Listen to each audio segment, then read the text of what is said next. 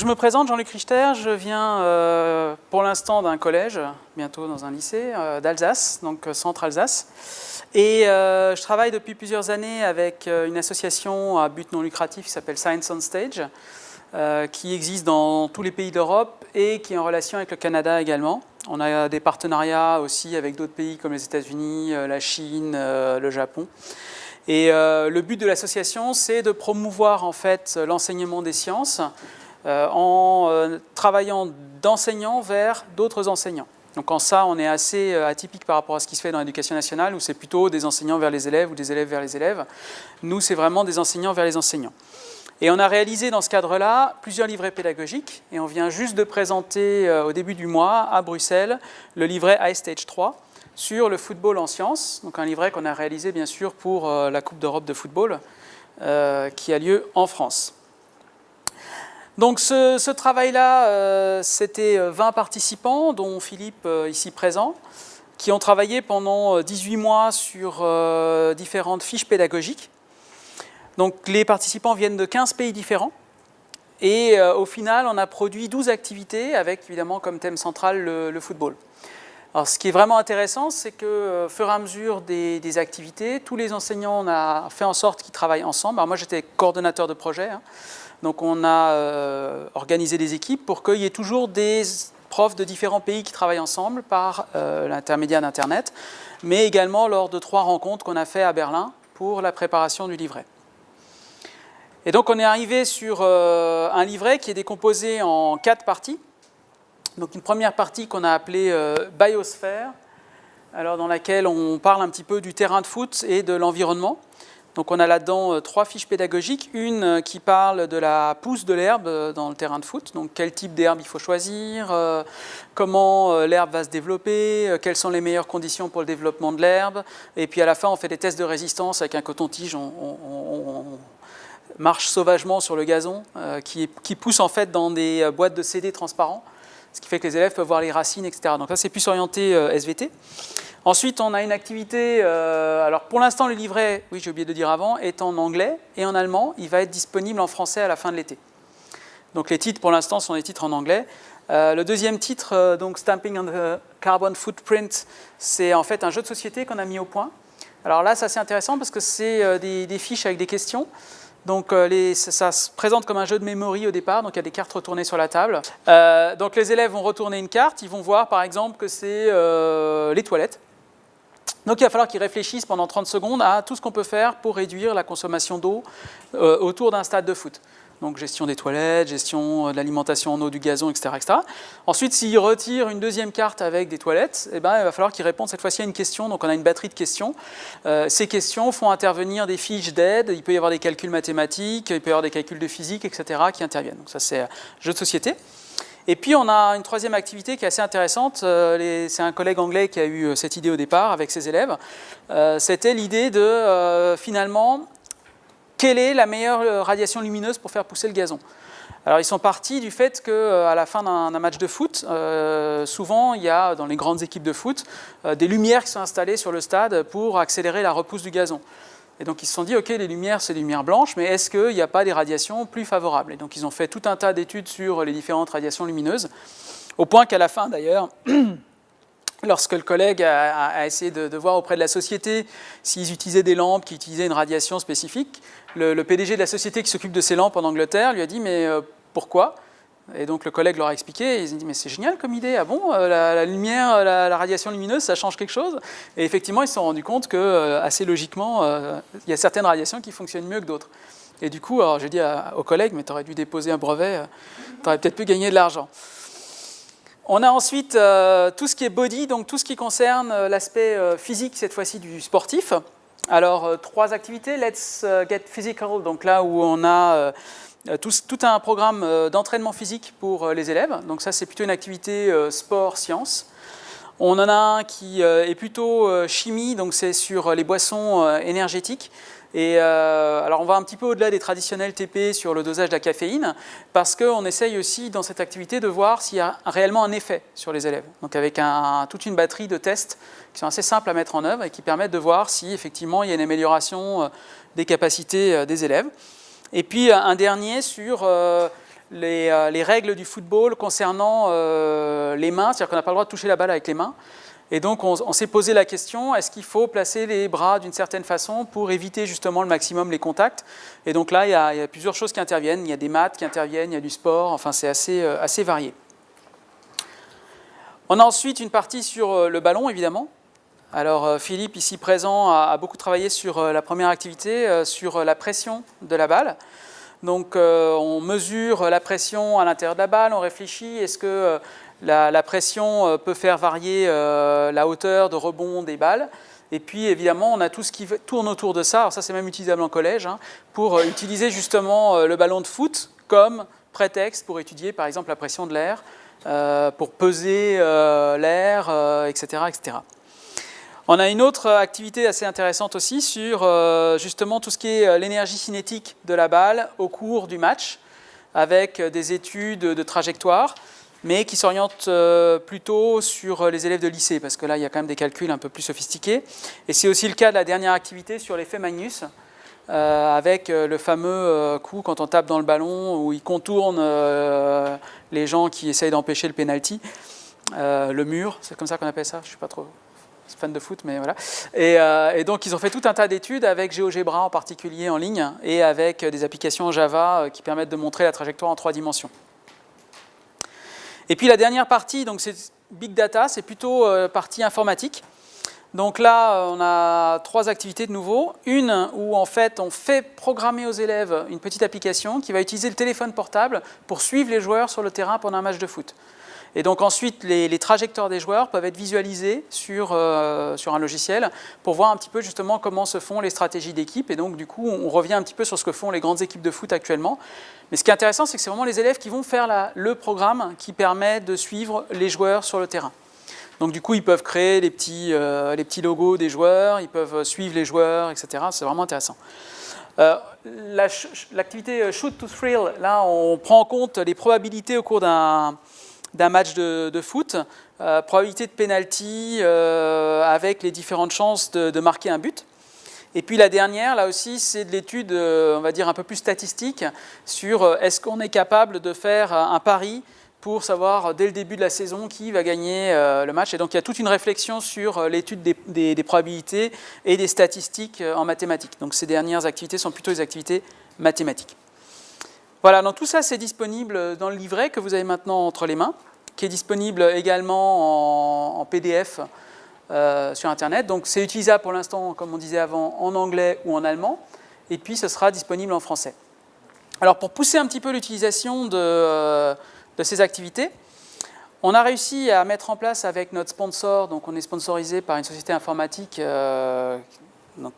assez importante, et qui s'appelle SAP. Alors, vous ne la connaissez peut-être pas forcément parce qu'il s'occupe plutôt de gros logiciels pour gérer les grosses entreprises. Mais on a mis en place ce qu'on appelle le STEM League. Et donc l'idée, c'est qu'en fait, on essaie de pousser les collègues à utiliser les fiches pédagogiques qu'il y a là-dedans, à nous faire un petit rapport sur les fiches pédagogiques utilisées, et à partager ensuite leurs usages en fait, de ces fiches. Sous forme, alors ça peut être une forme d'une vidéo, ça peut être un blog, ça peut être n'importe quelle forme qu'on peut imaginer. Et à la suite de ça, donc, il y aura un tirage au sort. On va faire gagner des t-shirts, des ballons aux élèves qui participent, et les profs qui ont encadré les meilleures équipes, parce qu'on sait qu'en fait, au final, il ne faut pas se leurrer, hein, c'est ça justement de Science on Stage, on sait que c'est les profs qui impulsent et les profs qui bossent. Les élèves, ils font des activités, c'est génial, mais quand c'est génial, c'est parce que c'est le prof qui était génial derrière, et donc c'est ça qu'on veut promouvoir. Et du coup, les enseignants vont être invités à ce moment-là à participer au prochain festival Science on Stage, qui aura lieu en 2019.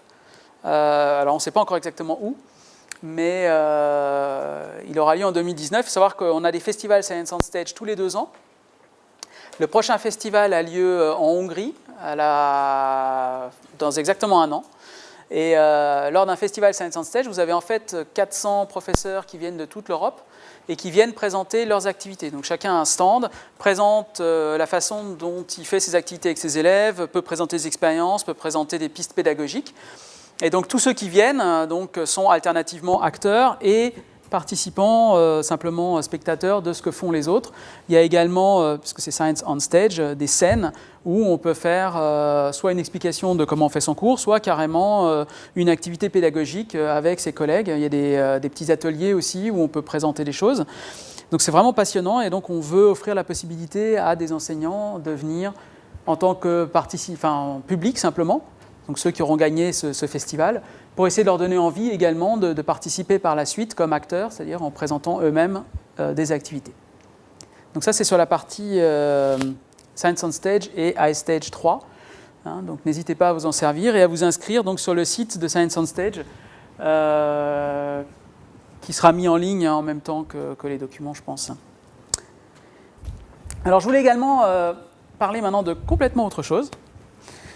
Et en particulier donc, du programme d'ICN là, qui arrive, dans lequel on nous demande maintenant, alors qu'avant c'était un programme qui était uniquement disponible en terminale, qui maintenant va être accessible aux élèves de seconde, de première, de terminale, donc dans les lycées. Et l'idée c'est d'utiliser de la programmation, parce que c'est la grande mode maintenant, de faire de la programmation. Donc c'est informatique et classe numérique, il me semble, un truc comme ça, ou calcul numérique. Et donc en physique en particulier, le programme nous dit qu'il faut essayer de faire des simulations dans lesquelles on fait intervenir les lois physiques. Ce n'est pas si évident que ça à programmer, les lois physiques, donc on a essayé de trouver des outils. Et il se trouve qu'il existe un outil qui permet de faire ça. Et cet outil, en fait, c'est un logiciel qui s'appelle Unity 3D. Alors Unity 3D, vous n'en avez peut-être pas entendu parler, sauf si vous avez des enfants qui sont passionnés de jeux vidéo.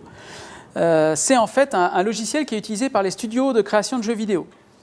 Et les studios de création de jeux vidéo, avec ça, ils font des jeux vidéo qui sont de cette qualité-là. Donc c'est un vrai logiciel professionnel. C'est un logiciel professionnel, mais qui est accessible et qui est gratuit. C'est ça qui est intéressant. Et du coup, les élèves, déjà, la première chose, si vous leur montrez un petit peu ce qu'on peut faire avec Unity, si vous regardez sur le site de Unity, vous avez une liste de tous les jeux qu'ils ont fait avec. Alors moi, je ne suis pas trop fan, mais voilà, vous donnez quelques noms de jeux aux élèves, généralement, ils savent. Et du coup, ils vont voir que c'est un outil vraiment professionnel qu'ils vont utiliser. Et ce qui est vraiment intéressant pour nous, physiciens, c'est qu'il utilise la gestion complète des lois physiques, en particulier des lois de la dynamique, donc gravité, friction, collision, bref, en gros, ce qui nous intéresse, nous, pour faire de la mécanique. Alors, ce qui est intéressant, c'est que toutes ces lois sont intégrées de base.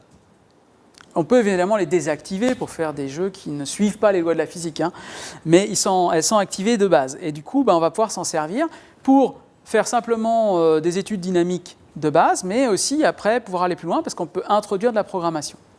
Alors je vous propose de vous montrer en quelques minutes un petit peu comment ça se présente.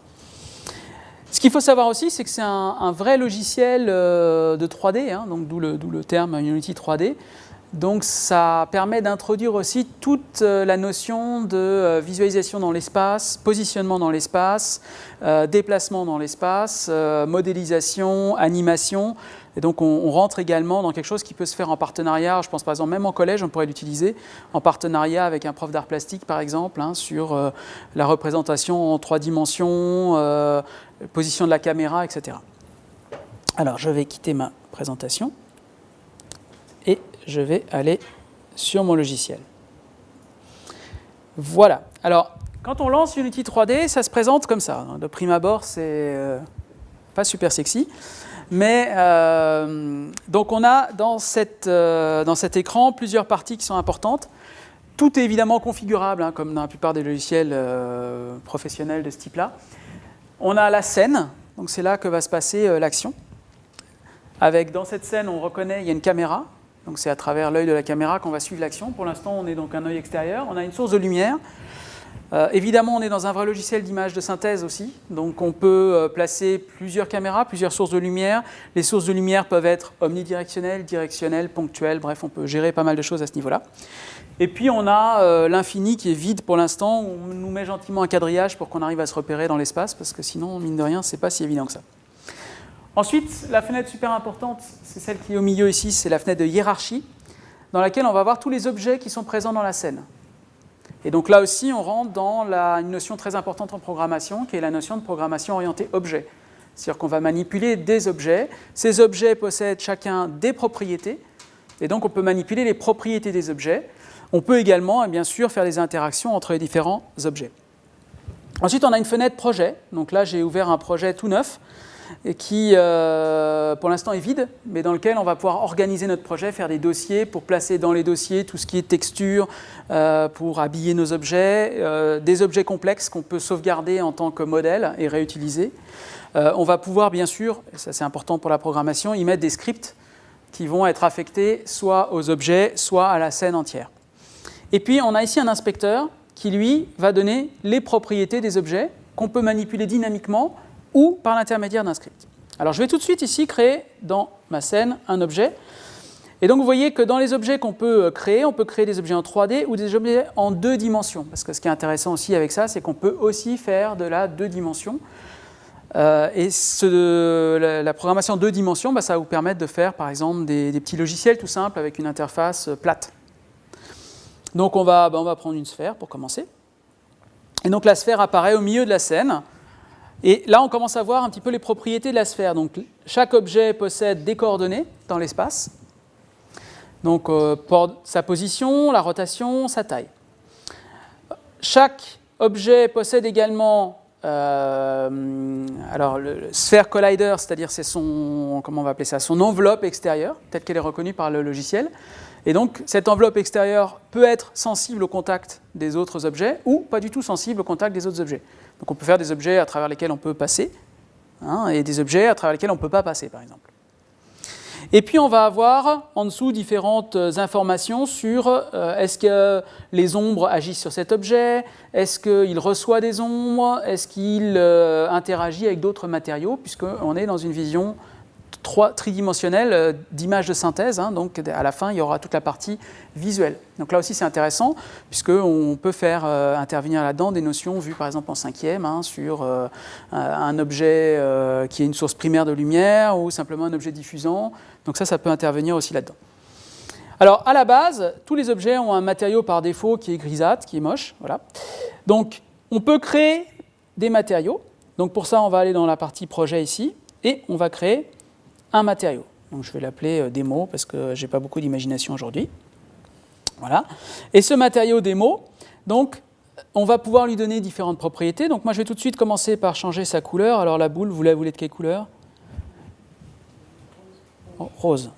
Ok. Allez, on va pour une boule rose. Ok.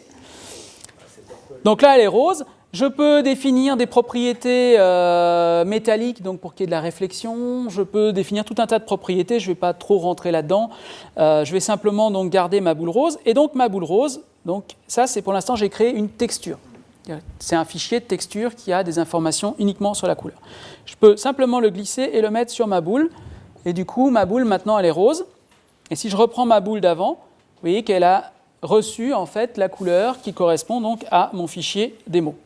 Si j'ouvre ça. Alors, donc là, on retrouve toutes les informations que j'ai mises avant.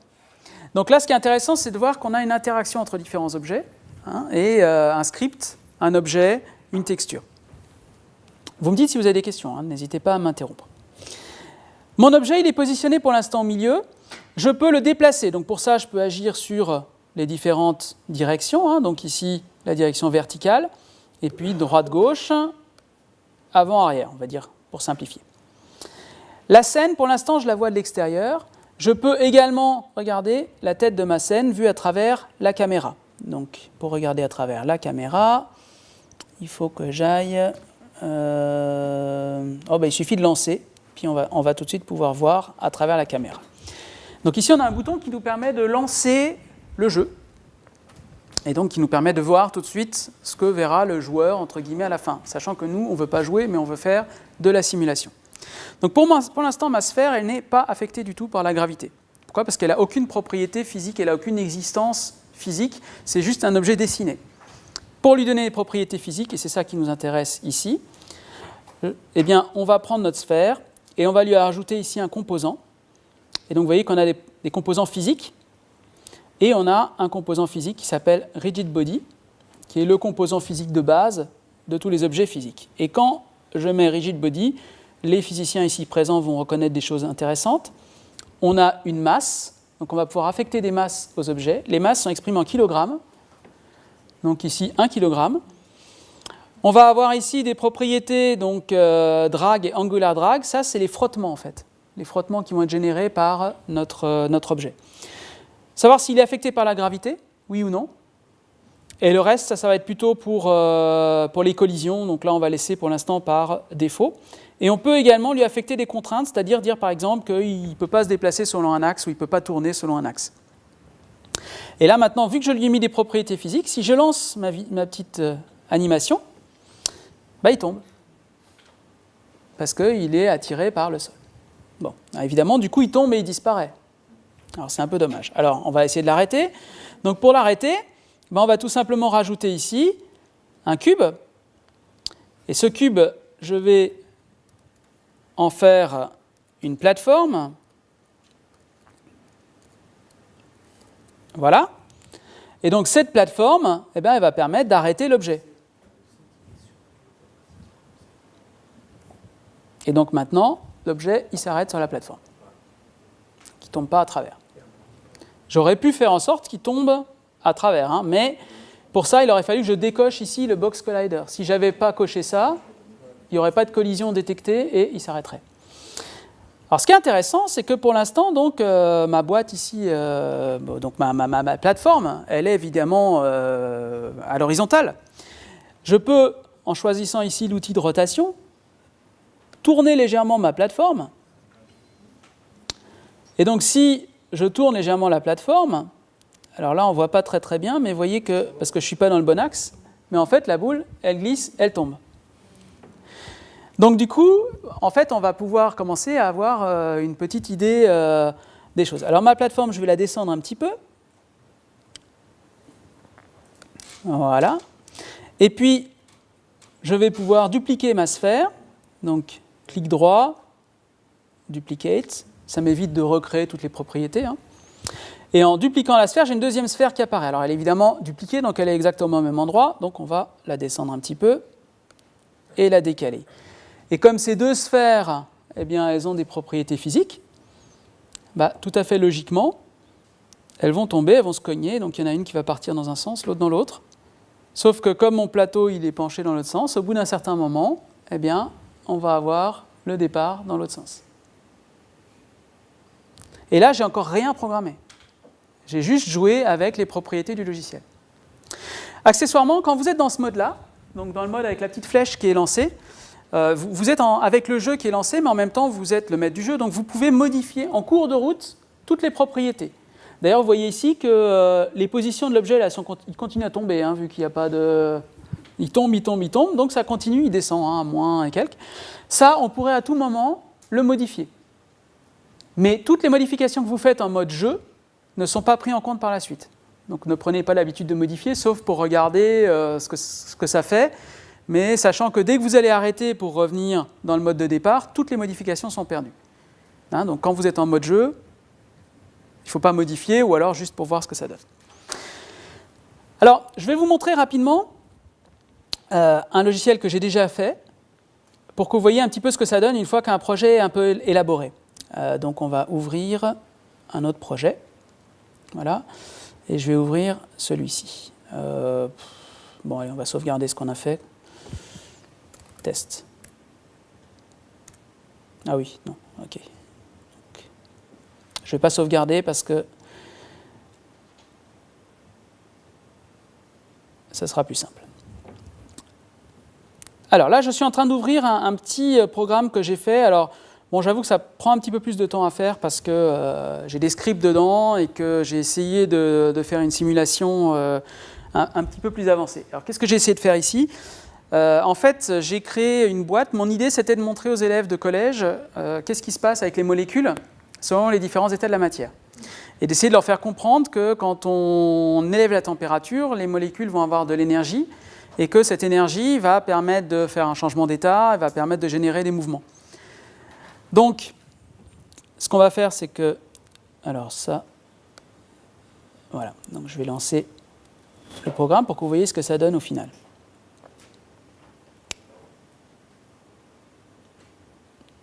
Coucou. Alors, attendez voir.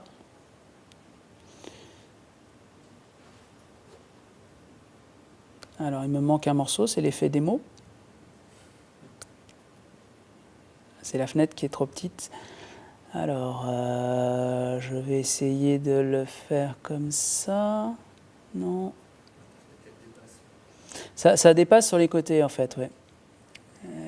L'écran est trop petit. Ah, voilà. En fait, là, j'ai un slider qui est sur le côté. Ah oui, si je fais ça. Bon. Alors, il y a ici un compteur de température. Je suis désolé, vous ne le voyez pas très très bien. Mais c'est un problème d'écran parce que quand je passe sur le vidéoprojecteur, en fait, ça me sur mon écran tout petit. Donc l'idée, voilà, mes molécules, pour l'instant, on est à moins 273 degrés. Pas d'énergie, rien ne bouge. Normal. Si je monte le curseur de température, je vais commencer à donner un petit peu d'énergie à mes molécules. Si vous regardez bien, il y en a qui commencent à bouger. Alors pas beaucoup, parce qu'en fait, pour l'instant, elles sont bloquées par leurs atomes d'hydrogène. En fait, le souci, c'est que je les ai limitées au niveau des axes pour pas qu'elles se baladent partout, parce que sinon elles sortaient de la boîte. Donc elles ont le droit de se balader que dans un plan bidimensionnel. Bon, on est obligé de limiter un petit peu. Mais plus je vais donner d'énergie, plus on va voir que les molécules, elles s'agitent sur place. Donc là, en l'occurrence, du coup, je les ai fait tourner pour montrer cette agitation. Et la structure solide reste, puisqu'on est en dessous de 0 degré. Par contre, dès que je vais arriver à 0 degré, donc je monte, pouf, je perds mon état solide. Les molécules passent à l'état liquide. Alors elles bougent, elles sont à l'état liquide, mais il y en a qui se déplacent. Et donc au fur et à mesure que je vais augmenter la température, vous voyez que ça s'agite un peu plus, je commence à avoir des mouvements un petit peu, donc ça c'est normal, c'est l'agitation à l'intérieur.